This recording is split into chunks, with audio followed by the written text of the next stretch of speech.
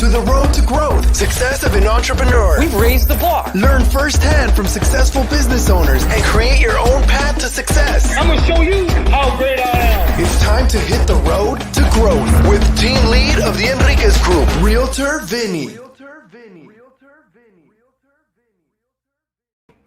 Hi, you Road to Growth listeners. Today I have Jesson Bradshaw, not Terry Bradshaw, Jesson Bradshaw. Just like Uncle Terry, but different. Exactly. So you're the CEO of Energy Org. Ogre. Ogre. Oh my gosh, I'm way off. Okay. That's okay. People say orgy, and that's actually slightly more exciting, but it is Ogre. What? I mean, when you picture an ogre, where did the name come about? You picture it's like dirty, rough, I think. Yeah. So if you look at our website, you'll find our logo is kind of a little bit more lovable, soft, all the rest of it. And the reason we came up with that name was, here in Texas in the retail competition for electricity, there are tons of different participants and tons of players in this space. We don't do what a retail electricity provider does, but there's so much advertising and so much saturation amongst the consuming public that we decided that we had to come up with a name that was a little bit different, that caught someone's attention a little bit more. And that was the genesis of not only our name, but our logo, also to differentiate us from, the retail electric providers themselves. So we talked a little bit before we got on mic. I mean, the idea is you save homeowners for the most part and some commercial to make sure they're getting the lowest price possible, correct, for electricity? Yeah, the idea here is to have a holistic and a comprehensive view of particularly the folks here in the competitive areas of Texas, how they're buying electricity, how they use electricity, what are some of the best strategies for them in terms of how to manage reducing their overall energy expenses, or maybe if they have other desires to have green products and things of that nature, how to fold all that in while making sure that they're not getting taken advantage by a lot of the people that are out there in the marketplace today. So we see that amongst retail electric providers. We see that with folks that are coming in to, install equipment in people's homes and things of that nature. So the idea here is to have a holistic and comprehensive view as to what folks are consuming and navigate through all that for them. How many options? Because you're based out of where are you based out of again? We're in Houston. Houston. How many options in Houston for like electricity choices do people have? There are hundreds Oh, wow. and hundreds of plans. And so the bulk of the state of Texas is open to retail competition. So we help folks from the Valley, which is in South Texas, and those areas all the way up into the Dallas-Fort Worth area, as well as here. And most of the people that, are in the marketplace, they have multiple offers in these multiple different regions. So, at any given time, there might be 30 or 40 active retailers, and they might have, 10 or 15 different active plans. So there could be hundreds or thousands of different options for people to choose from. So it gets to a point where there's a lot of analysis paralysis, and there's a lot embedded in the fine print on some of these things where, folks don't fully take advantage of the law on, to benefit themselves. So we just take care of it for them. That's the idea here. And you said this kind of business has been around for a long time in Texas and Houston? Well, what we do hasn't. Someone stepping in as the agent, having a fiduciary responsibility for an end user is pretty new. We were the first to do it, and I'm not sure if anyone else really does it exactly like we do. But the market opened to retail competition January 1st of 2002. So we've had a competitive marketplace here for almost 20 years. And so this is just the nice thing about it, spurs a lot of innovation, and we're a product of some of that. A lot of these emergent technologies for home energy storage, demand management, a lot of those things I think will start here just because there's an economic and market incentive to deploy those emergent technologies, and we're right in the middle of all that as well on behalf of our customers. So we're excited about it, but there's a tremendous, even though it's been around for 20 years, there's a tremendous amount of, opportunity and change and kind of chaos and discombobulation. So, which is always good. Have you, in those 20 years, how have the prices adjusted in that kind of fair market kind of way of doing business out there for the different electricity companies? Yeah, I mean it's quite interesting. We've had a little bit of a blip here with natural gas prices. Natural gas tends to set the marginal price for us here, but generally speaking, I pay less for electricity now than I did when the market opened 20 years ago. So Oh it's wow. been a huge boon to end users here. If I look at what we pay in Texas versus what folks pay in most other parts of the country, it's especially because we consume so much more just because of our climate and the temperatures here in comparison to lots of other parts of the country. But we have some of the lowest electricity costs, at least in the competitive environment, than you're going to find anywhere in the U.S. And competition actually, I think it's intuitively appealing to all of us that if we have folks that are competing and they're looking to innovate and looking to bring in other types of products and services, it tends to benefit consumers in the long run. And I think that that's been the case here. Have you always had a entrepreneur mindset, like growing up as was a young Jesson, very entrepreneur way of thinking? I always wanted to do something different. I definitely, I always wanted to do something different. I always wanted to be involved with something that not everybody else did. But at the same time, it's hard to have the courage of your convictions unless you have a mentor or a role model or some of those other things. And that's, I think, one of the exciting things about the day and age that we're in today is the accessibility of other people and their stories, and to kind of glean information out from other people is so much easier now than it was, when I was growing up in like the 80s. But yeah, I was really fortunate because I started my career right as the marketplace for wholesale electricity was starting to unbundle at the federal level. So I was really fortunate that I got into this industry at the right place at the right time, really very much on the ground floor as it was, starting to figure itself out. So nobody knew a whole lot more than me when we first got into it because everyone was kind of figuring this out at once. And so I worked for not a huge company, but a larger company. But it started to spark some of that entrepreneurial spirit in me because, we were building this business with the resources of a larger company, but we're building it from scratch. And, figuring things out as we went. And it was a lot of fun. And it was a really important, experience for me, early in my professional career to get some exposure to a little bit of that, So you grew up, you're growing up, school. I mean, walk us through basically, what a childhood looked like for yourself.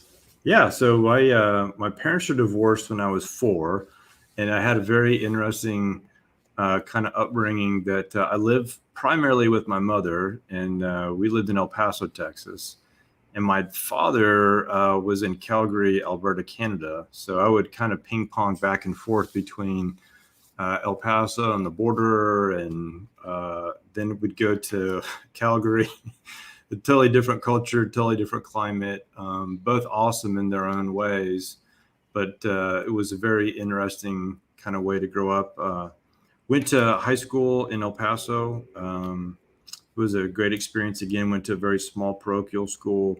A lot of my classmates were from Juarez across the border. So at that time, it's not quite like that anymore, but, El Paso and Juarez were kind of a big city. There was definitely a border there, but we spent a lot of time in Juarez, and lots of folks from Juarez were in El Paso as well. So it was a fun way to grow up.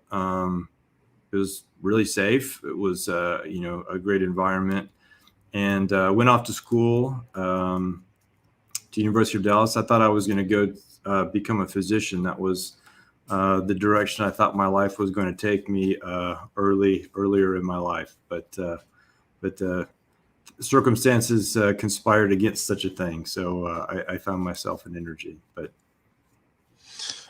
when did you find out that I guess your passion to be a physician wasn't the right path for you?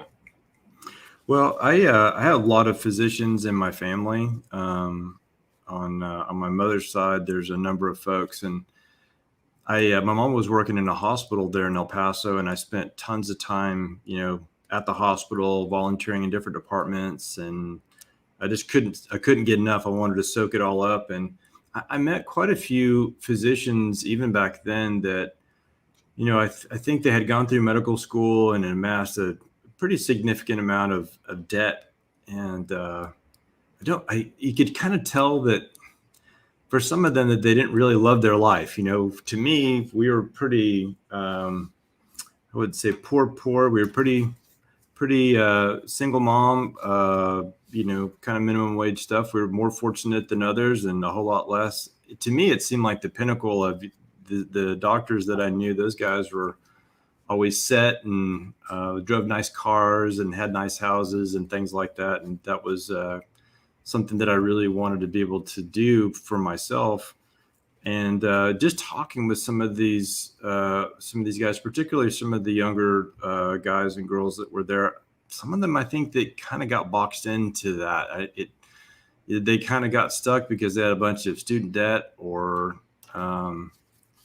it was more of a means to an end. It wasn't really a kind of a passion for them, and it was a pretty big like, oh, it just never had occurred to me that if you went into that, everyone's got to love what they're doing, right? And it was a little bit of the beginnings of the Danger Will Robinson, aspect to me, looking a little bit closer at that from a career perspective.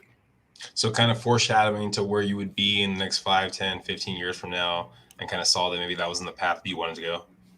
Yeah, I mean, when I was in college, I was on the pre-med pathway, chemistry undergraduate, and was kind of beeping on along, and there was a big push right around that time for socialized medicine and socialized healthcare. And I remember being in Canada, and it was a great system up there, and folks definitely had access to free healthcare.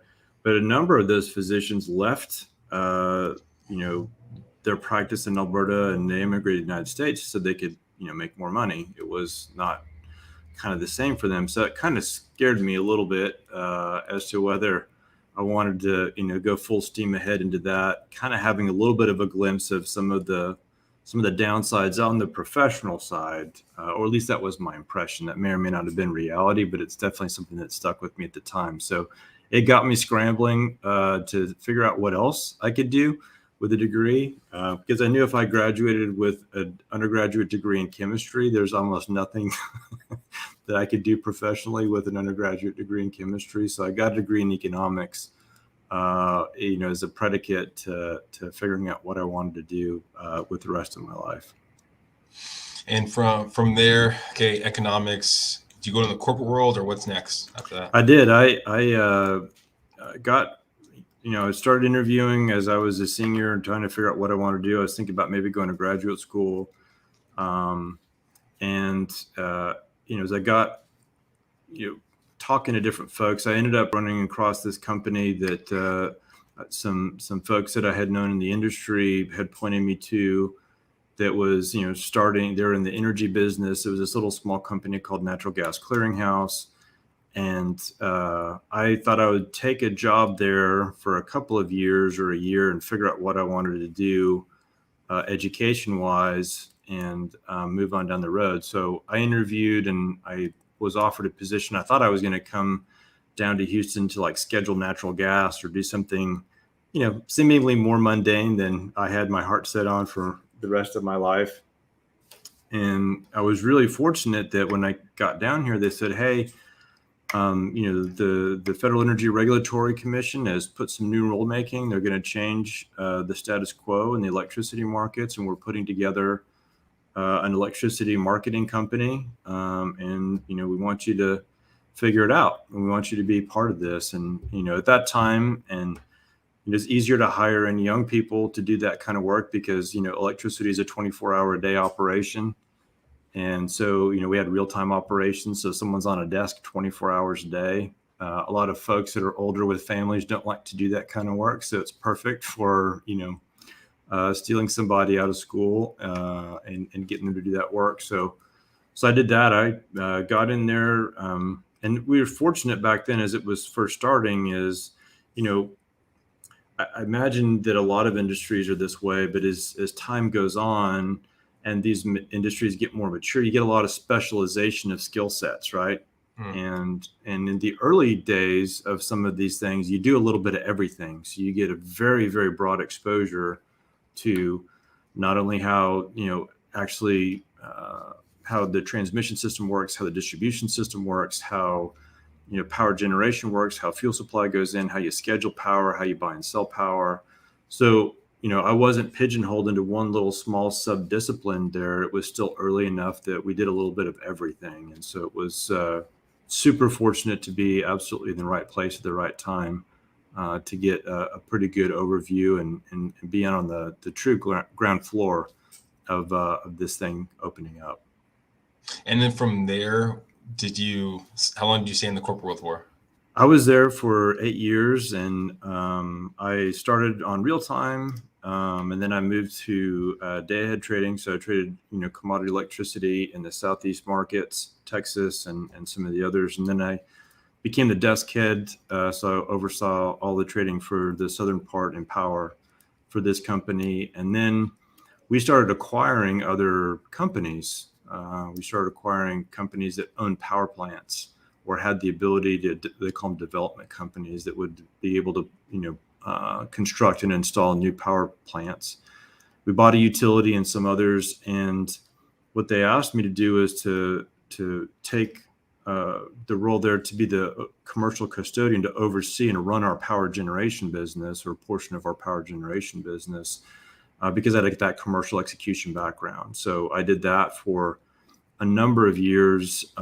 We had a pretty large portfolio at the time, and we had all different kinds. We had some wind in our portfolio. We had quite a bit of coal-fired generation. We had a lot of natural gas, simple cycle, combined cycle. So basically all these different types of technologies of power generation.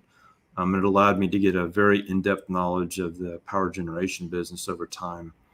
And so we did that, and I did that all the way through 2003. And there was some pretty big upheaval in the industry, particularly around the demise of Enron and a lot of other folks that were kind of similarly situated. There was a big upheaval, and that actually presented another big opportunity. So that was the beginning point of me putting a stake in the ground of trying to go off and start a business for myself.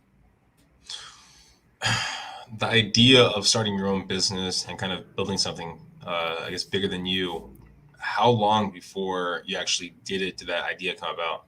Well, I did this. We started that other business, myself and one of my coworkers. We were peers, and had very similar roles, just in different areas. And we actually came up with a business plan for the company we worked for, to really manage a bunch of third-party generation assets. The environment at the time was a lot of the people that were building power plants, they didn't actually know how to do any of the logistics around them. They're building them as investments, as levered investments. And so they would turn over the execution to a lot of what we called energy merchant companies, the Enrons of the world, the Dynegy's, the Southern companies, the El Pasos of the world. A lot of these companies would do basically long-term leases on these assets, and it would run all the logistics of how to sell the power, how long to sell the power for, what kinds of power you're selling, how you do your fuel supply, what kind of storage strategies you put in place, whether you have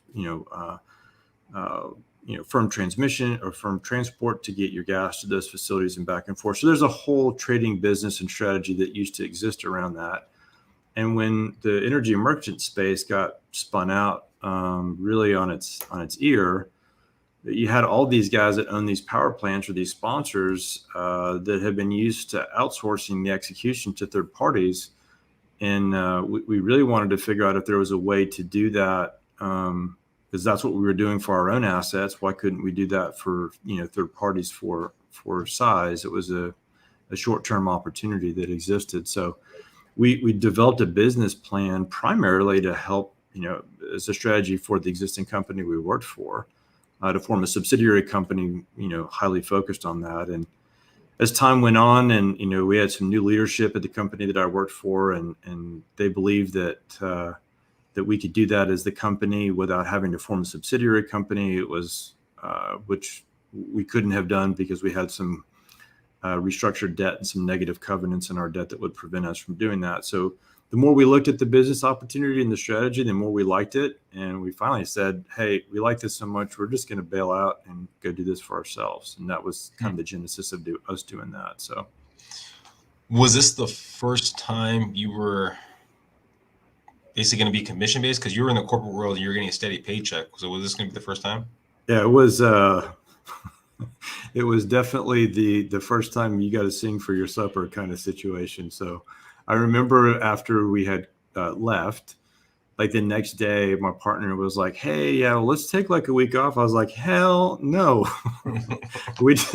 What did I just do? I just walked away from this guaranteed paycheck. And, I had like a 9-month-old kid at the time. And I was like, oh my God. I was like, no, you're coming over tomorrow. We're calling everyone that we know. We're getting working on this immediately. So, but it was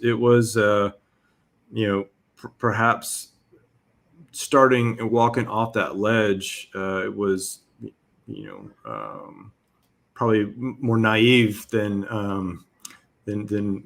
understanding full well where we would get to. So I definitely created a situation for myself and figured that I better figure out how to fix it. So do you think if you would have knew what you're getting into, you would have still did it? It depends on the timeline, right? So okay. If you had asked me a year after we did it, did you make a good decision? I mean, it was hard. It was really hard. And I don't know that I would have said yes, but as I sit here now, almost 20 years later, it's an unequivocal yes. Right. So, yeah. So it's just a function of when you would have caught me in the evolution of my experience. So it was you and one other partner, correct? For that company? Okay. How did that partnership work? I mean, that's something that I'm always intrigued by when people start a business together. And there's either kind of like it worked out really well, or we stepped on each other's toes and I had to reassess things as they went on. It was probably more of the latter. And I don't hold any ill will as it was all sort of said and done. This is a person that I worked with for, we had worked together side by side within the corporate structure for a number of years. And so I thought we knew each other very, very well. And as time went on and we started doing other kinds of things, I really realized that we had an inherent disconnect in terms of the relative amount of risk that we were willing to take. And that was kind of and it wasn't apparent to me. And I don't think it was apparent to him either that we had that disconnect. And because within the corporate environment, you have those guardrails, right? So we could never put on large positions that no one knew about because, we have a risk reporting team and they keep track of all of our transactions. So it's much more difficult to get outside the guardrails and have take on risk and do different kinds of things without talking to your partners. That's almost impossible to occur in a properly organized and running corporate environment. But in our case, we had some significant differences of how we were going to push that ball forward. So yeah, it was definitely an interesting. I learned a lot from it. Is there anything looking back, or maybe even talking to someone else that's looking to start their own company, but with a partner? Any kind of advice, any kind of things to really think about, things to do, activities, anything like that? Yeah, I mean, I think that. I've done this I have another partner in Energy Ogre with what we've done, and this individual is kind of the diametric opposite. So, there's definitely pluses and minuses associated with all that. The very positive news about running that first business with my partner is that he and I had very, very similar backgrounds and very, very similar capability sets. Mm-hmm. And so what that really allowed us to do was to make, as we're trying to get up and running, as 1 + 1 was a little bit more than 2. And so we were really able to kind of divide and conquer things. And so it really allowed us to expand and cover a lot of ground very, very, very rapidly without being bogged down in too much minutia of structure, et cetera, because I had a pretty good idea of the decisions that he was going to make, and he had a very good idea of what the decisions that I was going to make, and so it kind of was what it was. Over time, what happens is if you start out that way, at least in my case, what I found was, if someone's used to making decisions without running them by their partner, or if that's kind of a necessity of the way you get up and running, it's kind of hard when you don't have to do that any longer to put some structure in place. The way I looked at it was when we were starting a business at the very beginning, you kind of have to moderate your risk profile over time, right? So when you're starting a business, what's the worst that can happen when you're starting is you blow up and you start over again. As time goes on and you've built something that has ongoing value and you have employees and things of that nature, you have to kind of change your risk profile because the reward and risk that has to change. You have to be responsible for the constituencies that you represent, and you have to be responsible to the employees that are dependent upon you from their livelihoods and maybe their families' livelihoods as well. So to me, I saw that as we started out on the same place, and I think that idea of, hey, let's go try knock every door down, say yes to everything we can, see if we get some traction on something, and go from there. To eventually, once you have something that you've built that has going concern value associated with it, you have to start to think about protecting some of that. And to me, it seems like you have to moderate your risk behavior a little bit. And so that's something I wish that we had really spent a little bit more time talking about, at the onset and really coming up with a game plan. So do you think it's better to have someone that's similar to yourself, like a go-getter kind of thing? Or do you think it's better to have a yin to your yang in looking for a partner?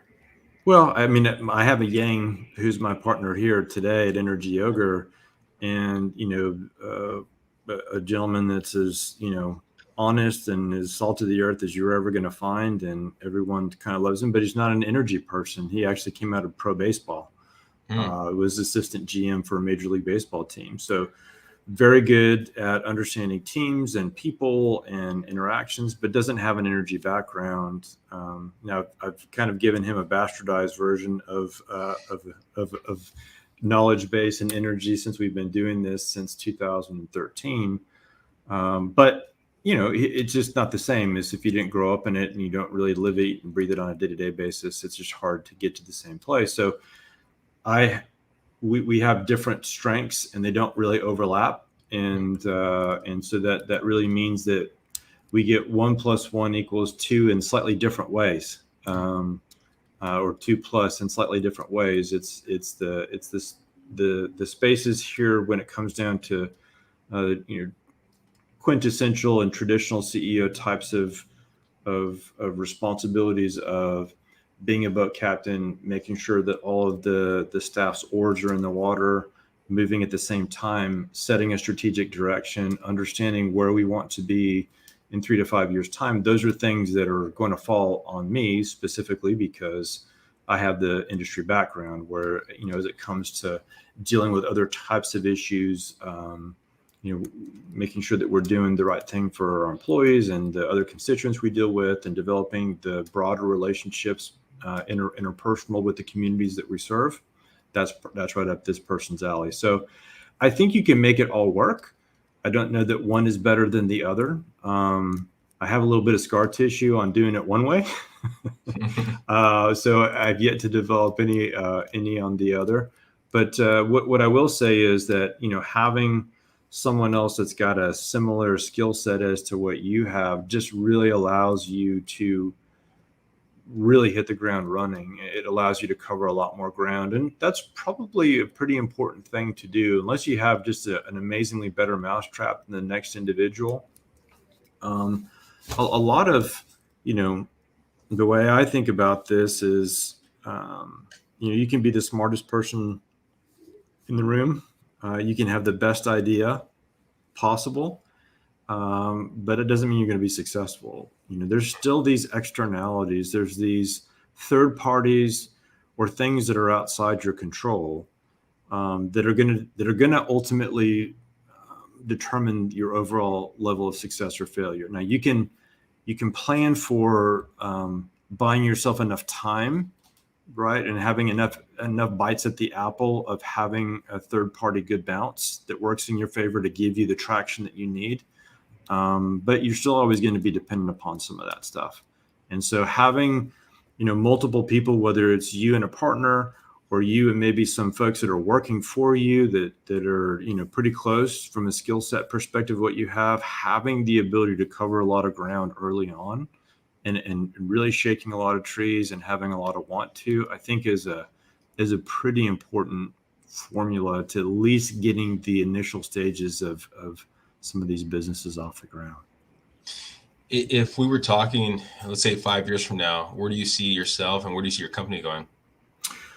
Well, I think, for myself, I'm not sure. I love doing what I'm doing. I love developing the employees that we've got. This is an awesome job with what Energy Ogre does. I used to talk to my wife about this a lot. When I was trading, just straight trading, and I'm not sure if guys on Wall Street, I think that us energy traders were maybe, I think the guys on Wall Street would think of us as being, like, the rudimentary version of what those guys did. But, I would laugh with my wife. We'd come home and I'd say, hey, we made, $15 million today or this month, or, we did this, we made all this money for the company. But I always kind of had this a little bit of but what good did we do in the universe? Like, it's awesome that we did that for shareholders and, we're definitely making money for the company and it, helps everyone. That's kind of what we're all about. But there was a little bit of a void there because it's very difficult for me, at least at that time, is to really translate what am I doing that's having a positive impact? What's the legacy? So, okay, great. You made $300 million for your company, or you made, whatever over whatever period of time. But, what difference, when it's all said and done, what difference does that make? And so for us, and the nice part about doing this as Energy Ogre is it's entirely customer focused. And I love that about what we're doing. It sounds maybe kind of silly, but if we save customers $2,000, $3,000, $4,000 a year, which is very commonplace early on, and still to this day, there's hundreds, if not thousands, of dollars of annual savings that we can help people. It really allows them to do some pretty important things, and especially like we have a non-trivial number of our customers that are elderly and more fixed income.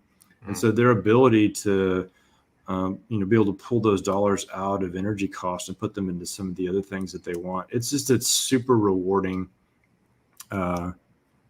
It's a neat thing and it's a lot of fun. There's a tremendous amount of personal satisfaction and sleep well at night perspective that I get in terms of doing what we're doing here as Energy Ogre, being very customer focused. We do it, in fact, as a fiduciary.